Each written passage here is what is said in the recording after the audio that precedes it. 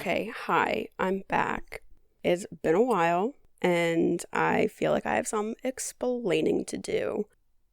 So basically, I had that trip that I mentioned for like 5 seconds last time, and it was for business. It was like super stressful. I took forever to try and get ready for it, and then I actually had it, and then I came back from it and was like even more stressed because it already happened.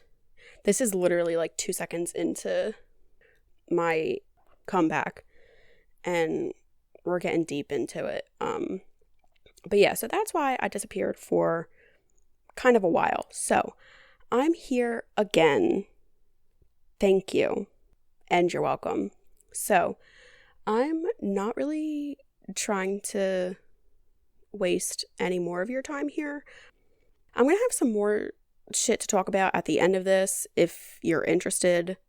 Basically, I'm trying to figure out because like I kind of got on the track of thinking about like multiple movie series, like trilogies and sequels and shit like that. And so I'm trying to figure out like how would be the best way to go about that, or how to set that up, because if it's a trilogy that people don't like, then why am I going to waste like 3 whole weeks of episodes on that? But if I do like the first one and then I don't do the second one for however long, I don't know. So I'm still trying to figure that out. If you have any suggestions, obviously I'm here for it because I'm not together in any sense. So yeah, I guess I won't be talking about that at the end because I talked about it right now. Anyway, I'm here with 13 going on 30. This movie is legitimately iconic. It is everything that, in my experience, females have grown up with. See, for me personally, my idea of like iconic, like female empowerment movie is Legally Blonde. Say whatever you want. Elle Woods is a force to be reckoned with. She is smart, she is educated, she is hardworking, and she knows her worth. And she never takes anybody else down with her. Anyway, I wouldn't necessarily put 13 going on 30 on those standards because it's like not 100% great. See, it is though. Like, it's fantastic, but it's not perfect. I'm really just going to stop trying. So basically, the overall stats for this are, it's rated PG-13. It came out in 2004. And legitimately, these IMDb plot summaries are so horrendous. And somebody needs to be on here moderating this because it's like genuinely disgraceful that some of these people are like just typing whatever the fuck they want, and then they just like post it up onto the world, and nobody needs it. So the one that I'm gonna go with is a girl makes a wish on her 13th birthday and wakes up the next day as a 30-year-old woman. Uh-oh. And I mean, like, some of these people are legitimately acting like they're writing a research paper, and it's so atrocious. If you ever have free time and like need a little pick-me-up, go on IMDb, any single movie that you want, and read these atrocious plot summaries. So, our movie is about Jenna Rank, played by Jennifer Garner, who could not be better as a person if she tried. She's absolutely perfect. She's beautiful. She is an icon. She can do pretty much everything. Like, she just is so good. So, our sweet Jenna is 13 years old and is not having like the best time in life. So we open up with her getting her school pictures taken, which were the worst idea anybody has ever come up with. Because especially when you're in middle and high school, what do you use it for? I have never in my life used a school ID other than college to get discounts. And they look disgusting. Nobody wants them. Nobody uses them. Anyway, she is in line getting her school picture, and she has like her little retainer in, and she has like her little bowl cut with straight across bangs, and it's not cute. It's not a good look. And she knows it. She picks up her pictures and then she runs into her BFF Maddie, young Maddie, played by somebody. Honestly, who cares? He looks like a mini, not mini, he looks like a young Danny DeVito because he's already mini. He just, like, he doesn't look 13. And he doesn't look like in any way he should grow up to look like Mark Ruffalo. Like, where's Noah Centineo when you need him? But I also actually did the research on that, and he was too young for this. That's so besides the point. Anyway, she runs into Maddie, who's our BFF, and we love him. And, like, they're complaining about how her pictures are terrible. But he's, like, super into photography, so he takes pictures of her because he loves her so much. And for whatever reason, she's, like, an ostrich with her freaking head in the sand and has no idea. Or she just doesn't care because she thinks that she deserves better. We'll get to that. So, as they're walking down the hall, they run into the 6 chicks, which are the worst. And the main girl, Tom. Like, who has nicknames like that? Nobody that I know of. She goes by Tom, and she calls Maddie Beaver because he has his baby fat, which is, like, really rude. But she's fine with being rude, so it's not that big of a deal. They run into the 6 chicks, and spoiler alert, in the background, there's a young Brie Larson and a young Ashley Benson, which I love so much. One of my favorite activities in the world is, like, deep diving into A-listers' past projects, because literally Brie Larson is the only one of them that has any lines, and she literally has, like, 2 lines, and it's just her talking about how great Tom's pictures are. But now she's, like, literally an Oscar winner. And it's just, like, so funny because, I mean, the cast itself is perfect. It's Jennifer Garner, Mark Ruffalo, Judy Greer, Ashley Benson, and Brie Larson.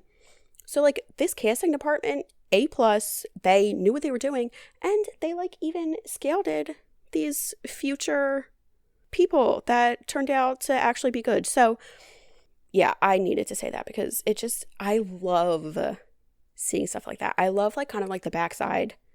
That's a weird way to say it. Like, the background information, kind of like the inside stuff. I was going to say background and then I was going to say inside, so then I ended up saying backside. Anyway, this is also Jenna's 13th birthday, and she invites her fake-ass friends, the 6 chicks, to her birthday party, and Tom's like, oh my god, well, we were gonna go, and so was Chris Grandy, who's, like, the super hot guy, but we have to, like, do this project, hint, hint.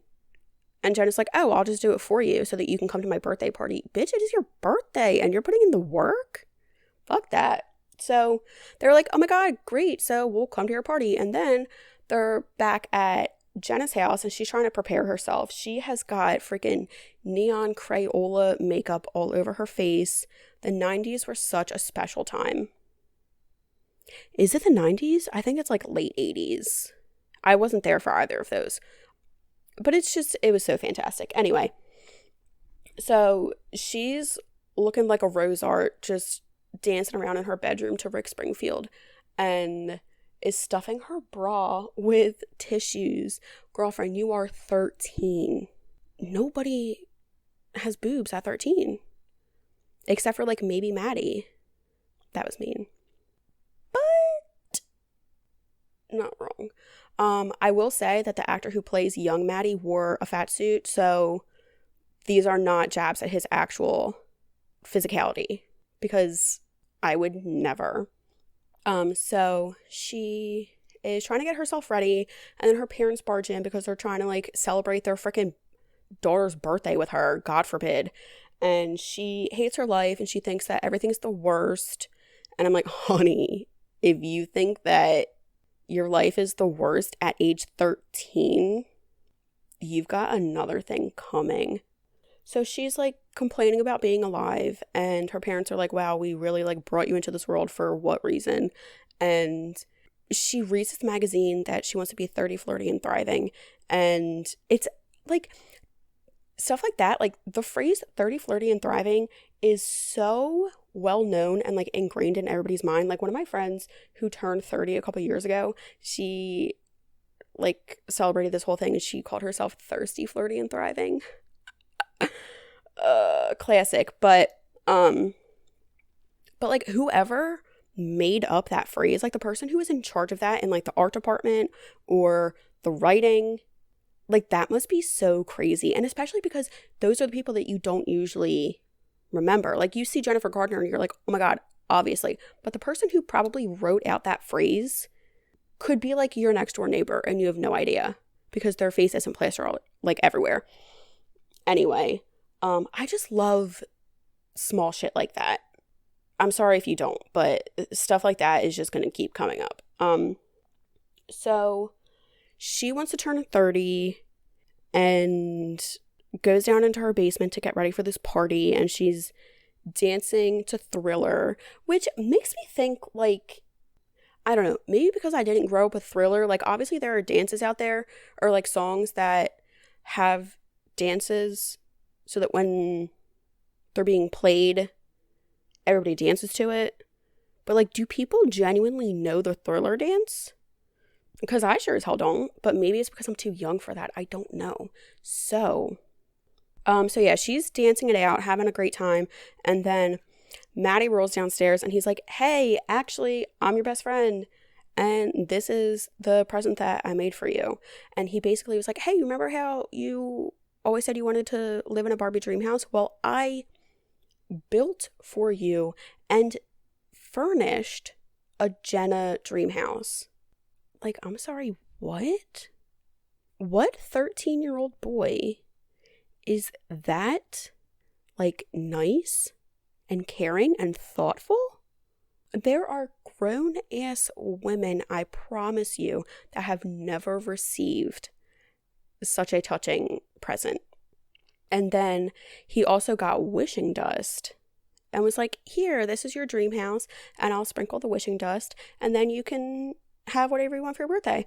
So he sprinkles it all over the house, and then the 6 chicks show up upstairs, and she's like, oh, I'm embarrassed of you, so I'm going to actually shove this in my closet and pretend that it's not here. So she shoves it in the closet and then goes and runs upstairs to be trampled all over by this group of children. So these kids go downstairs and Chris Grandy shows up, and he is played by the kid in Ned's Declassified that walks around with a basketball. I don't know his name. I don't remember his name in the show, but you know his hair when you see it. But he literally doesn't even have any lines anyway, I think. He plays no actual part in this movie. So they're downstairs. They're trying to have a good time, and Maddie's personality is basically like ruining Jenna's life at this point, and she's like, you're so embarrassing, please leave. And he's like, all right, whatever, I'm gonna go next door and get my Casio, which I believe is like a little like handheld piano. So she gets rid of him so that she can try to be friends with these stupid people. And Tom is like, oh, actually, we're going to blindfold you and put you in a closet so that you can play 7 Minutes in Heaven with Chris Grandy because he wants to kiss you. And so she's like, oh my God, that's so exciting. And then Tom's like, oh, well, by the way, before we lock you in a closet, did you do our homework for us? And Jenna's like, oh yeah, sitting over there. She's like, all right, cool, bye. So literally they blindfold her, put her in this closet, take the food that her parents so lovingly displayed for them, and leave. And Jenna's sitting in the closet, like unstuffing her bra because she thinks that she's getting into some sort of base with Chris. And so as they're leaving, Maddie comes back and he's like, what's happening? And Tom's like, oh my God, Jenna's waiting for you in the closet. So then he goes into the closet and Jenna thinks it's Chris. So she's like, oh my God, let's like do stuff. I don't know what 13-year-olds think that they're supposed to do in a closet, but she was trying to do something. And he's like, no, it's me. And she's pissed that he ruined everything. Excuse? So she's like, you're so stupid. Why did you make them leave? It's all your fault. Whatever. And he's like, are you kidding me? Like, I was literally just trying to be your friend. So sorry. So Then she locks herself in the closet for fun and starts throwing her body against these bookshelves and repeats over and over and over that she wants to be 30, flirty, and thriving. And then 5 seconds later, she wakes up as like a 30-year-old woman in this apartment that's like super fancy. I mean, she ends up being like a magazine editor, so obviously she can afford it, but it's like rich as hell. And she's obviously confused and disoriented. She is like fumbling around all over the place. She looks at herself and doesn't understand why she looks like that, but she's like obsessed that she has boobs. And then she goes and tries to read her mail, and all of them say Jenna Ring. So she's like, oh, okay, well, that's me, but I didn't know that. And also, spoiler, I mean, everything in this podcast is a spoiler because I don't know why you'd be listening to this if you haven't seen the movie, but when she's flipping through her mail, you can see that she got something from Sparkle, which you wouldn't understand if this is your first time watching it, but obviously it's not my first time watching it. So I saw that and I was like, oh shit, because that's foreshadowing for stuff that happens later. Anyway, I felt really smart when I saw that, so I needed to point it out. And then she finds out that there's a man in her basement. There's a man in her fancy ass apartment. She hears him he was in the bathroom. He is literally walking around the whole place without her knowledge. And then he goes and starts to take a shower. This man is walking around her apartment in only a tail, looking like Lord freaking Farquaad. His head is absurd in size. And he's got the long hairs. And it's terrible. But like, we also don't really like him. So, I mean, that's fine by me. All right. So she hears him trying to take a shower, and she's like trying to scare him because she has no idea what's happening. She's like, oh my God, my parents are going to be home any second, and like, you have to go away. And he's like trying to flirt with her, and obviously she's not having it. And she gets scared at the sight of his downstairs and runs out of the house in her pajamas. So she is running for her life, scared out of the apartment, and gets downstairs, and a car is waiting for her because her BFF, Lucy, who we don't know at this point technically, is grown-up Tom. But they're BFFs and they work at the same place now. Lucy's waiting for her to get in the car, but like, Jenna has no idea who she is. So she's like, I don't get in cars with strangers. I don't know what you're trying to make me do. But at the same time, Lord Farquaad is standing up, literally half his body out the window, like, sweet bottom, get back up here. Like, you could not have picked a worse pet name. But also at the same time, we don't like him. So I can't be that mad. Anyway, she's afraid of him. So she's like, all right, I guess I'll take my chances in this stranger's car.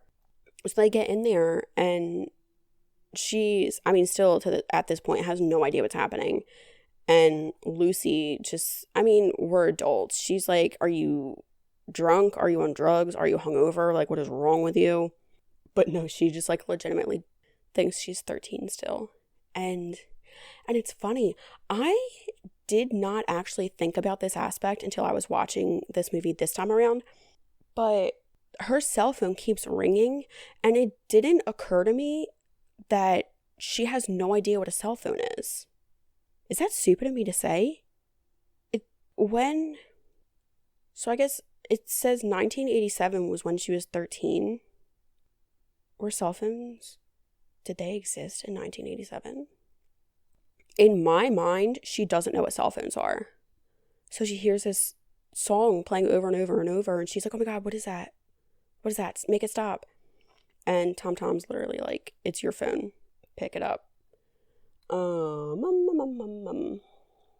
yeah, basically they go through this whole thing where she only by mistake finds out that she's a magazine editor at her favorite magazine called Poise. And she goes upstairs and she's like being bombarded with questions, and she has to like pretend like she knows what she's talking about. And I'm like, girl, same. Who in their life has not had to pretend that they know how to do their job? So that's where she's at this morning. And they have a staff meeting.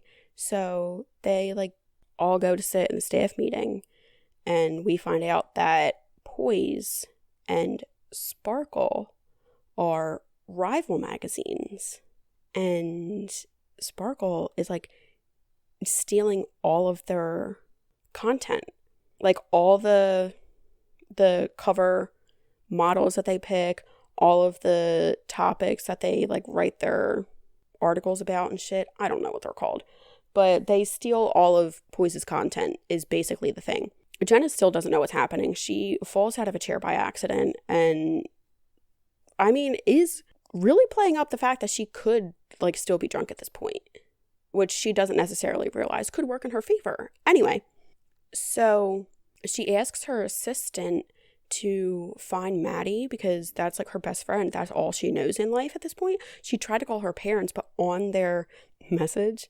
on their voicemail, they said that they were on a cruise, and Jenna was legitimately disrespected that they would go on a cruise without her because she thinks she's 13. Like, why would you leave your 13-year-old at home by herself? And like the voicemail that she leaves for her parents is literally, you went on a cruise without me? So the only other thing in the world that she knows is Matt. So she's like, hey girl, can you find him for me? And they like go through the rest of this meeting. They're going to try and figure out like how to fix their magazine. Who knows? She finds Matt and goes to his apartment. And when she shows up, it's Mark Ruffalo. God bless whoever took part in creating this man. And God bless who brought this man into the limelight. It's so good. So she is like, oh my God, hey, it's me. And he's like, what the fuck are you talking about? And she's like, it's literally me, Jenny, your best friend in the whole wide world. And I don't know what's happening to me. You have to help me. He's like, I literally haven't seen you in 17 years. So I don't know how you think I'm supposed to help you because I don't know anything about you. So she starts hyperventilating because she's like, I don't know what my life has become. Like 17 years have passed. I guess I don't talk to my family because they went on a cruise without me. I have this cool job, but I don't know anybody there. And the only other person that she knows doesn't know her. So she starts freaking out. He thinks she's on drugs. And basically, they go on a walk throughout New York City to try and find her apartment because she doesn't know where she lives. And excuse me, but she's walking through the streets of New York City barefoot? No. That's not okay. It's not okay. Like, I understand that you're going through some sort of crisis, but that's not the way that you treat yourself, okay? Things can get better. You do not have to give up at this point. Legitimately, any single substance could... I can't deal with it anymore. So they get back to her apartment, and he's like, all right, see you later. And she's like, well, can you like help me though? Because I have no idea what's happening or what I'm doing. And so he basically explains like that after her 13th birthday, they just like completely diverted. And she became a sex chick. And interesting, they look through their old yearbook. And when you see the picture of the newly formed sex chicks, Jenna replaced Brie Larson. You're welcome. But yeah, so she becomes a sex chick. She goes to prom with Chris Grandy, the hottest guy in all of basketball, and she becomes prom queen. I don't know if he's her king. But so basically, after her 13th birthday, everything went perfectly.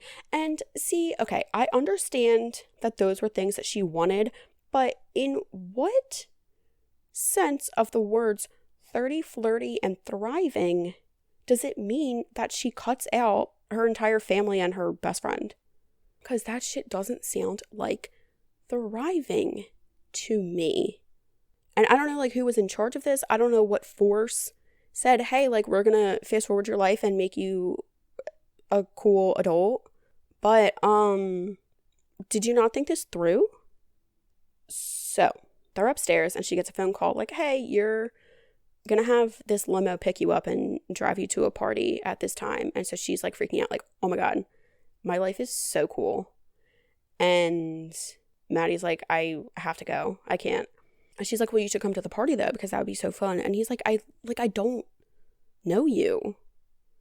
But you used to be my best friend and I used to be in love with you, but we don't know that yet.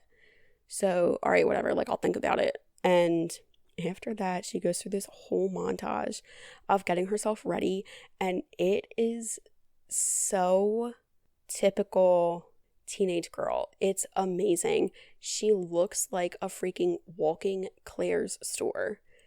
There's every single color: pink, blue, green, others. It's like, and especially with like the jewelry, she's wearing like this necklace, or maybe it's a different outfit, I don't know. She wears this like huge jewelry with like this huge butterfly with like little gems on it. It's so cute. It's not the best look, but like, she's living her life, you know, she's trying to thrive at least. So she goes to this party, and one of my other favorite parts about this is there's this guy, I don't know who he upset in the world, but basically she tortures him by accident the whole freaking night. Like, every time she throws something, it hits him. Every time she drops something, it falls in his drink. And it's just things like that really put a movie over the top, because who thinks about that? Who decides like, hey, you know what? We're actually going to have her make this guy's life miserable the whole time. Oh shit. But also that's kind of like a metaphor, because her life is also kind of awful. And then she also kind of made Maddie's life awful. Holy shit. I think I went too deep. So she and Lucy are hanging out with their British boss. He plays something.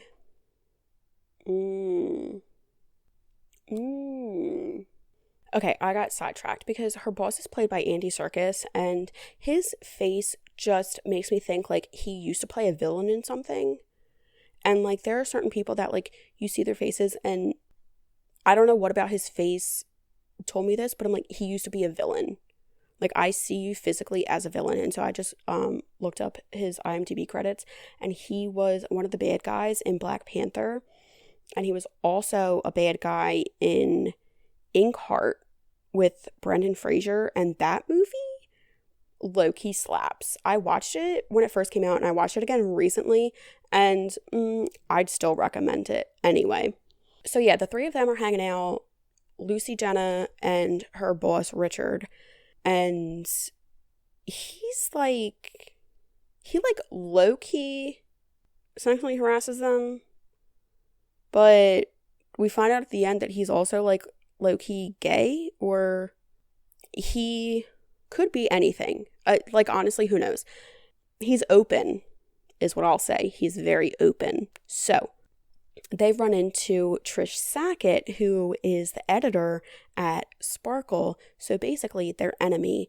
And she also looks familiar, but like not enough that I care to go look her up. So she has this like poofy red hair and this like shriveled up little face. All of her facial features are like super close together, so it's like not aesthetically pleasing.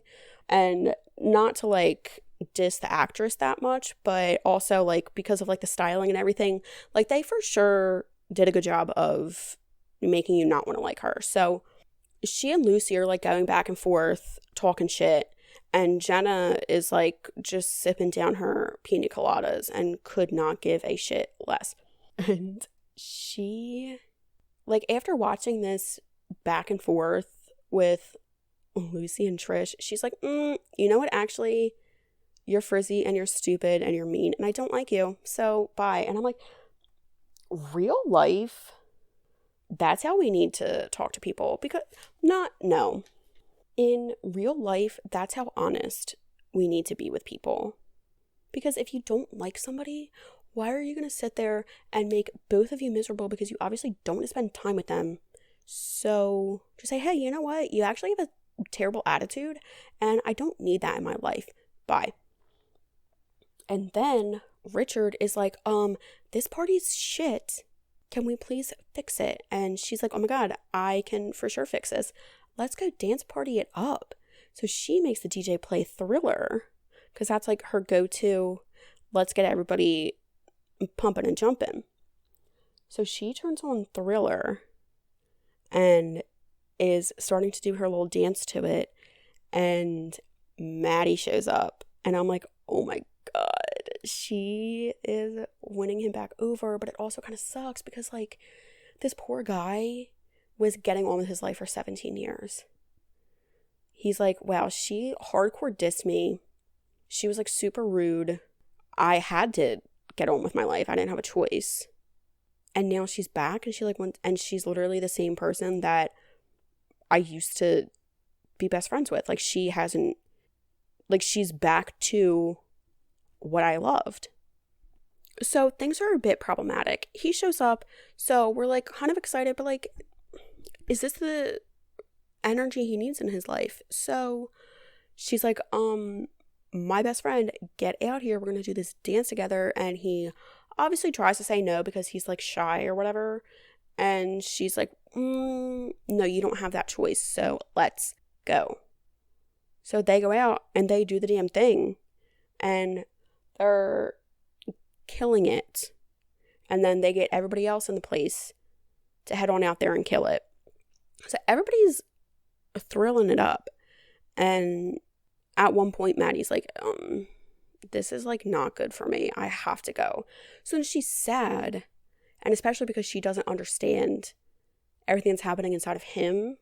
But then the party ends up being like super successful. So they're like, oh my God, congrats, Jenna. And then after that, they like do this little montage of her actually being good at her job and stuff. And so she's like, oh, okay, like this is kind of cool. And then her and Lucy are, let me see if this is actually, okay.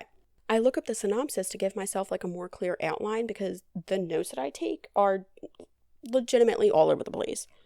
They could mean anything at any point. So I need this to kind of like guide me more. And like half of it will be in-depth scene for scene. This is the conversation they had at that time. And then the next paragraph is like 20 minutes later in the whole movie. So it's very difficult for me to keep up sometimes. Okay, so they have like this little montage after she fixes the party. She's having like a really great time at work and is like good at her job, and which like for a 13-year-old, good on you, because even when I was a college graduate in a job, I was like, no, I'm done with this, and then literally left. So then her and Lucy are going out and they're hanging out at this restaurant, and because she like has a boyfriend basically, but she doesn't necessarily know that. She doesn't understand that they're like together because she's afraid of him. So Lucy's like, oh my God, that guy's looking at you. He's super cute. So she's like, oh my God, seriously? Okay. And she's like, I'm going to go talk to him. And she goes to try to flirt with and hit up a 13-year-old boy sitting in a booth by himself. There was like a plate of food on the other side. So I don't know, like he was probably with a parent or something. I hope he was because he's a child. But I'm also glad that they weren't there to see this because she like has no idea what she's doing. And Lucy's like, you're going to get arrested. I was talking about this guy who looks like a cross between Will Ferrell and Seth Rogen. And for me personally, yes, please. So they rush outside and they're hanging out, like smoking. And so they're hanging out outside and Matt rolls up with his fiance. Her name is Wendy. She's like actually really, really pretty. She has a beautiful red hair. And so you like hate to hate her, but you still gotta. So he's like, hey, this is my fiance. So then Lord Farquaad is across the street and he's like signing autographs for people. So this is the point where she finds out that he is actually a New York Ranger. Even though he's not that good at it, he's still on the team and probably makes a shit ton of money. So he rolls over, calling out his sweet bottom, like, girl, let's get it. And she literally can't even introduce him to anybody because she doesn't even know his name. So they basically find out that, like, Wendy works in Chicago, and after they get married, she's planning on making Matt go to Chicago with her. And so Jenna's like, oh, shit. And Matt's still kind of like, well, I don't know if that's, like, what we agreed to, but okay. So then they run off, and her boyfriend, Alex, is like, why don't we, like, go back to my place? And she's like, to do what? Play games? And he's like, yeah, sure, let's play some games. And she's like, oh, all right, I guess, whatever. And so they literally go back to his place. And she's, like, trying to play Battleship. She's trying to play the game of life. She's trying to play Sorry. And what she ends up playing is Trouble. That was disgusting. So he's like trying to come on to her, and she's not interested because she's a child. And he's like, oh, you know what? Yeah, you're right. I owe you like a saucy dance. And she hates it. She's so miserable the whole time. And like, fellows, this is what it looks like when you don't have consent. Mic drop. So, things don't go well. She's like, peace out, Boy Scout. I'm done with you. I was honestly done with you like 2 weeks ago, but I also just didn't know your name or how to find you. Anyway, talk to you never. So, the next day at work, they have another staff meeting, and we find out that Sparkle is like legitimately murdering Poise, and like they can't take it anymore. So everybody in the up top, like CEOs or whoever is in charge of shit like that, want to redesign because I guess their magazines are too similar for them to validate continuing in this direction. So they have to redesign, go back to the drawing board. Everybody's like, that's basically suicide. So should we just like pack up our desks now? And Jenna's like, oh, fuck it, I'll do it. Let's go. She goes back to her office. She's like crossing things out and checking stuff off her list. She has these little folders that make me think of Lisa Frank. It's such a throwback. I love it. And then this guy comes to her office, and we saw him in the background in a very insignificant capacity at the party. And so like I only honestly even realized he was there just because I've seen this movie before. So I was like, oh my God, that's him. So he shows up to her office, and she's like, okay, hey, like, what can I do for you? He is the husband to one of her coworkers, and he's like, hey, Pookie Bear, let's fuck it up. And she's like, excuse you? She's not interested whatsoever. He walks around the place looking like a guy from the mafia out of an episode of Seinfeld, where like you think he's supposed to be scary, but it's honestly just upsetting. I don't know. So that's that. And then this is kind of like more of a peek to her that like she's not a good person at this point. Her assistant took like all these messages for her, and like every single one of them is saying like, I hope you die, you're a bitch, I want to kill you, kill yourself, like all these terrible things. And then she is obviously a mistress, and I guess that's the flirty part of 30, Flirty, and Thriving. And so we're like, okay, like she really just isn't our favorite right now. So she's like also kind of internally decaying at this point because she's like, what is my life? Like, what am I doing? And so she's like walking down the hall, frazzled, because she was also like kind of attacked in her office, but nobody seems to be concerned.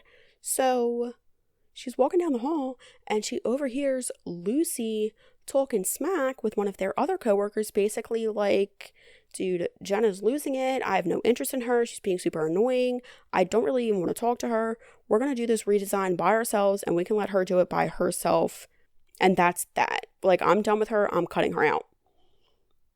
So now Jenna is really like, what am I doing? Like, what is life? Why does it suck so hard? And I'm like, you did not think it could get worse than 13. But here we are together in this. So then she goes to Matt's apartment to hang out. And they go on like a walk through the city. And she basically kind of like unloads everything that I just explained. Like, things are not good for her right now. She's super stressed. She's really upset with like how her life is turning out. And it's so upsetting. He's like, Jenna, I have not felt like this about a girl since high school.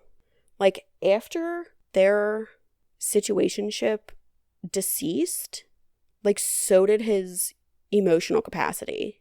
And he's just been shut off since, which is very depressing.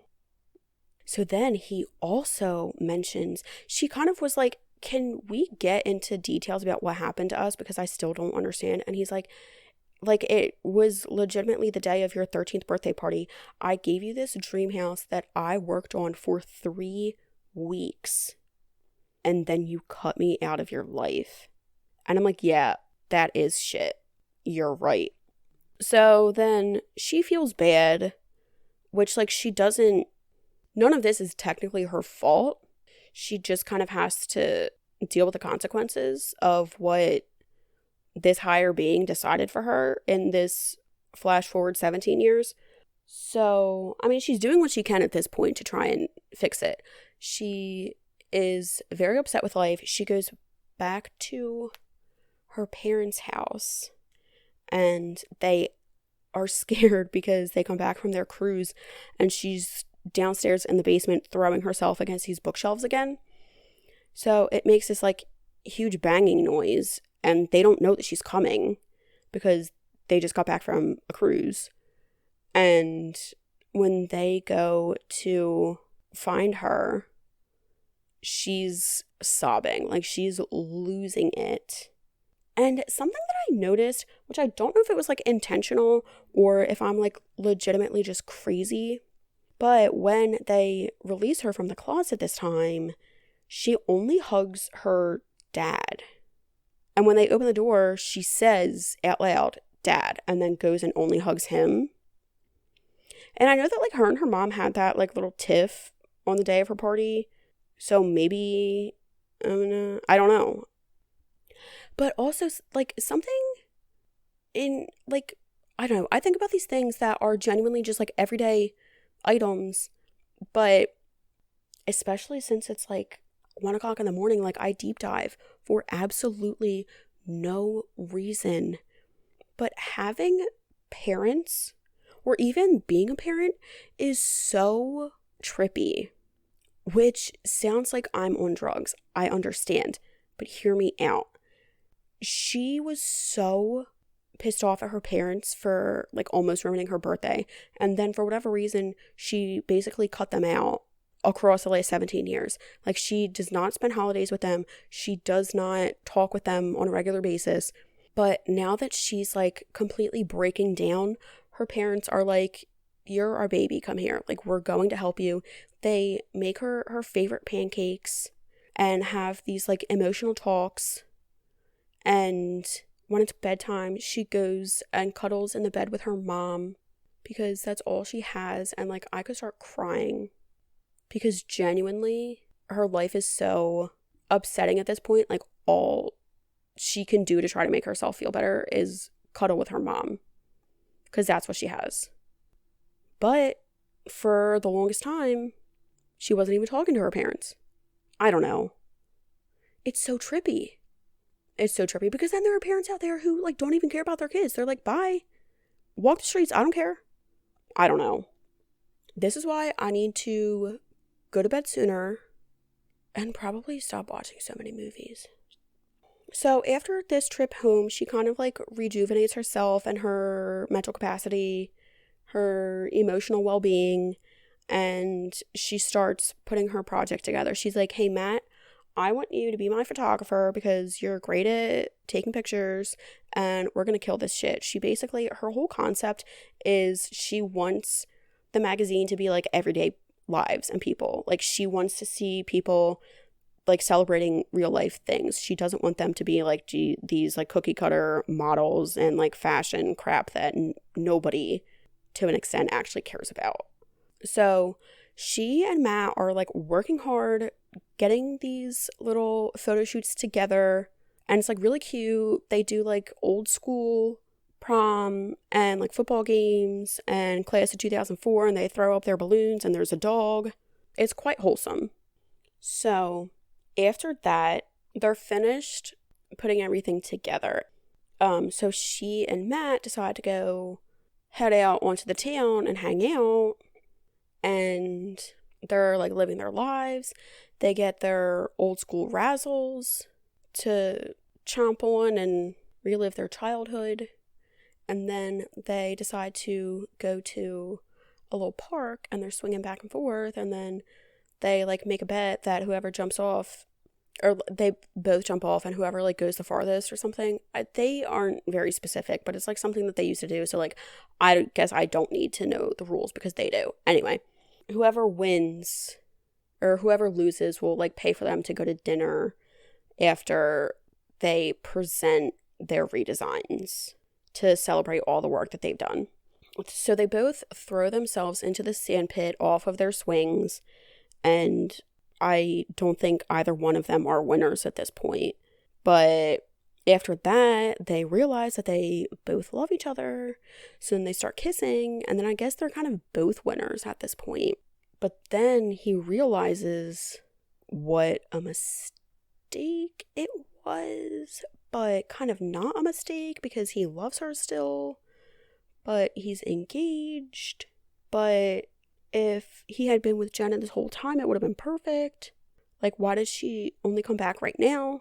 Anyway, so after that, Jenna has befriended all of the 13-year-old girls in her apartment complex and has a little slumber party, which from an outside perspective could come off as concerning.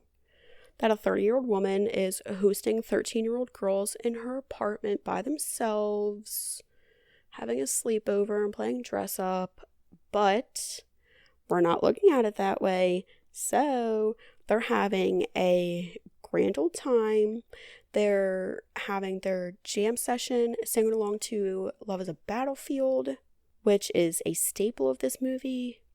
So then after that, they're back at work, and they have to present their redesign concepts.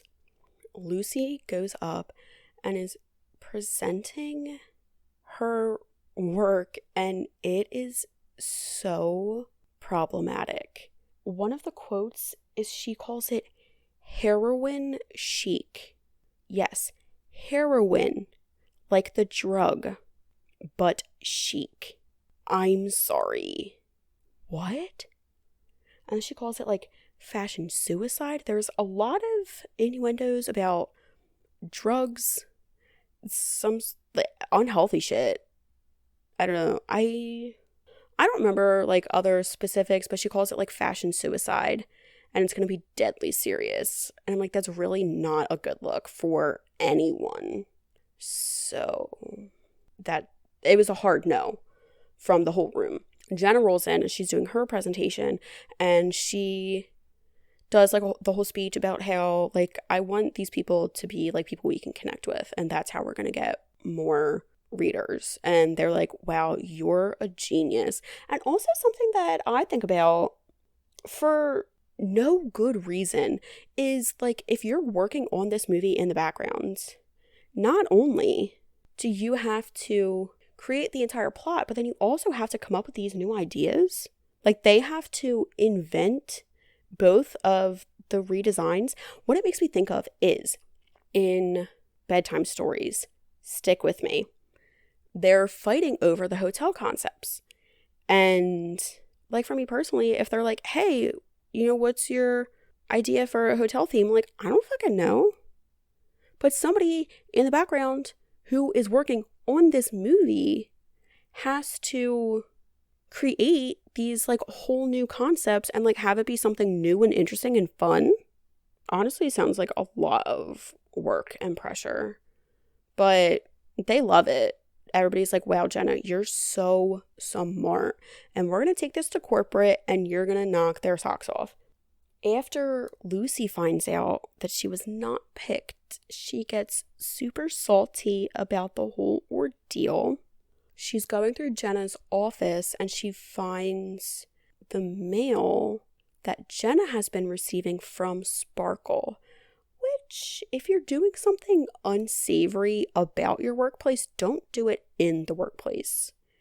If you're doing something like under the covers, do it at home. Because why would you bring the evidence? But, I mean, that's also part of the plot. Like, that's part of the movie. So we find out that Jenna, for the past, I think, like 7 months up until this point, has been working with Sparkle, giving them all the little sneak peeks into their content. And basically, like, once Jenna could help them get to like 1 million copies sold, she would become their new editor-in-chief. So Lucy's like, screw you, I want to. So she calls up Sparkle and makes a whole deal that we don't find out about yet.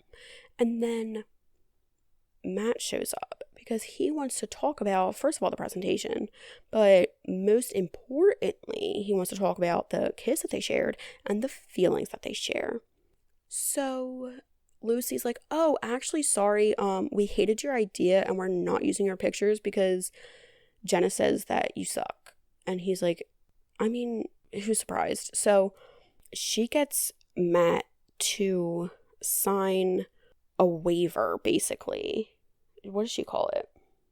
A release. She calls it a release. So she was like, oh, well, like, we're not going to use your pictures, but like maybe if we want to for like an op-ed at some point, here, just like sign this paper if you want to give us permission. And he's like, sure, I really don't give a shit. Like, I'm just trying to get my life together. But he didn't realize, because he didn't actually read it, is that it's a form stating that his material can only be exclusive for Sparkle. So Poise isn't allowed to use it anymore because Lucy fucked it up for them. So then Jenna confronts her and Lucy's like, hey, you actually had a pretty sweet deal going on here because you were supposed to be editor-in-chief over there, but you kind of got soft. So I just decided to do that instead. Like, I'm just going to take the job that you had lined up. And also, I took all of Matt's content and I'm bringing it with me to Sparkle. And Jenna's like, my life is shit. Like, I actually almost fixed everything and now it's back to trash. So she's like, well, where's Matt now? Or like, she tries to go and like find him in his apartment to talk to him and like explain everything that happened. But then when she gets there, it's Wendy. Because she's like, oh yeah, haha, we're actually getting married tomorrow. And he's just like going to pick up his tux because we're still going to get married. And she's like, oh. So then after that, I think like the next day, she just kind of like goes and packs up her office, ? Because I think Poise is like dead at this point. I'm not going to bet money on it, but like there's like something that I feel like happens between this point. But anywho, she ends up getting into a taxi and rolls herself over to Matt's wedding to try and crash it. And the taxi driver is Chris frickin' Grandy, basketball man legend himself. And he's played by Jim Gaffigan. And I'm like, genuinely makes so much sense though, because people like that always peak in high school. And so she's like, wow, I actually really did dodge a bullet, or I should go back in time and dodge that bullet so that we're not like prom dates and I can end up with Mark Ruffalo. And Rick Springfield comes on the radio, and so they're like reminiscing, and she's like, I've got to go. I don't care about you. She runs up to the wedding, and she confronts Maddie and professes her love for him. And he's like, listen, I can't, because I want to. I wish I could. But you completely cut me out of your life, and then all this back and forth. Like, you show up right before my wedding and explain that, like, half of your life is gone. And then we start working together. Like, it's very confusing for him. So he's like, I can't, like, fall back into this. And so she's sobbing because her heart is literally being broken in half. And he says, Jenna, I've always loved you, because he did love her back then. And it's very upsetting. And he's like, surprise, in case you needed any more reason to love me and think that I'm the best person in the world, I saved your dream house. Like, that thing that I built for 3 weeks and gave to you as your present that you were like kind of mean to me about, I saved it. So here's my parting gift. And she's like crying. It is a downpour on this dream house. And like, you really can't blame her. So she takes the house and she goes outside, and she's just like sitting on the patio outside of the house when the wedding's about to start. And I'm like, honey, at least walk down the street. Like, go to a different house or something. Is there no nearby park? Like, just know your surroundings, you know? Because in the background, like, you see like the flower girls and stuff lining up to get ready to walk down the aisle. I'm like, this is not the time nor place. She is sitting down with her dream house, and she's crying, and she's like wishing in her own head like that things could go back and that things could fix themselves, because everything is terrible right now. And like, how is it supposed to get better? Please let me know.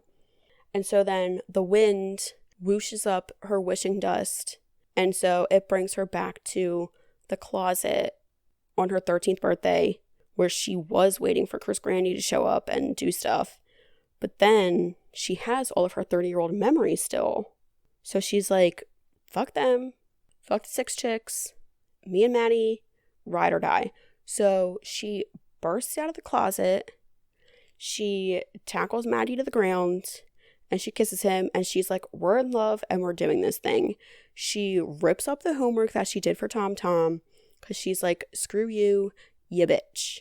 She actually calls her a biatch, but whatever. And then she's done with that. Like, and then it fast forwards to presumably the same time of their lives when they're 30. And Jenna and Matt are married.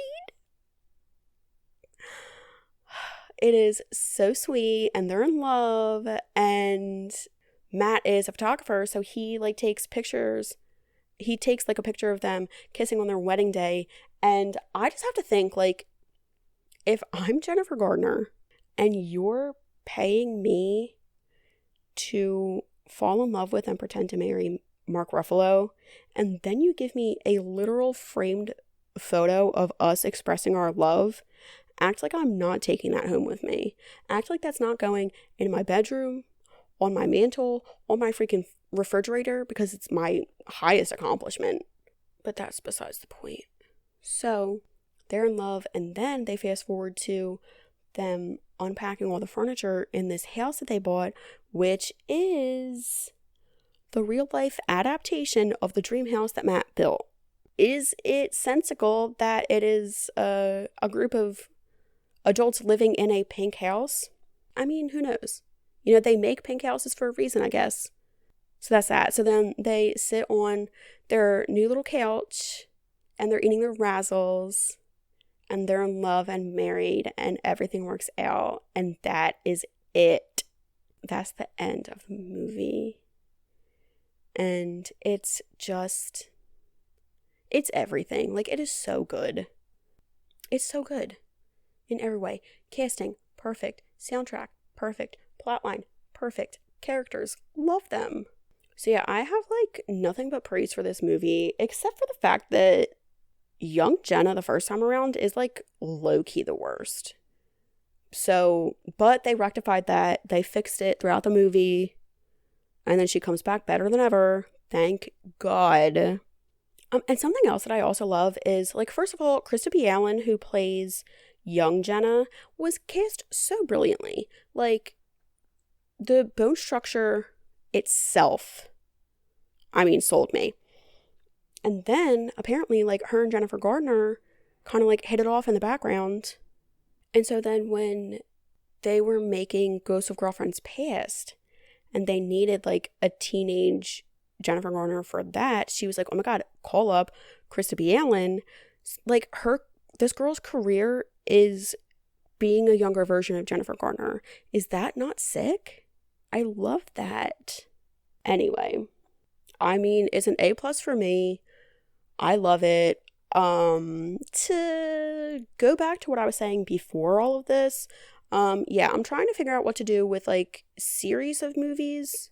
So if anybody has a recommendation or, like, something that you think could work, I'm for sure open to listening, because obviously I don't have it figured out. So if you do, call me.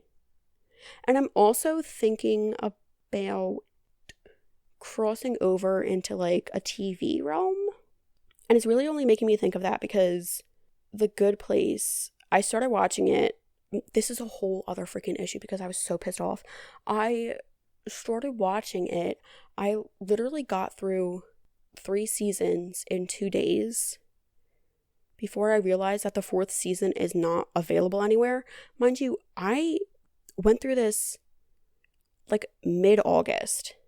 And then to find out that the 4th season is not being uploaded onto Netflix until September 26th, which by the time this uploads will have passed. But for me sitting here recording it, it hasn't happened yet.